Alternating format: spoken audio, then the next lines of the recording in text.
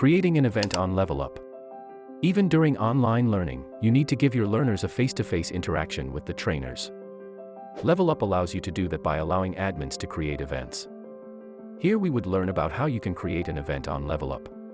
To get things started, log on to your Levelup admin account and click on the Create Events icon on the sidebar menu.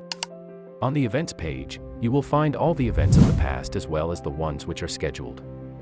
You can also filter and sort the events as per your needs. Let us now see how you can create a calendar invite. A calendar invite is where you invite learners and trainers to interact with each other on a scheduled date. You can set it up at the office or any other location you see fit. To create a new calendar event, click on Create Now and choose Calendar Invite from the drop-down. You will be redirected to a new page. Here you need to enter a few basic details. Start by entering a title for the event, the start and end time for the event, along with the local time zone. Select the attendees who are registered on Levelup from the drop-down menu. If you wish to include attendees outside of your Levelup environment, then include their email IDs in the External Attendees field.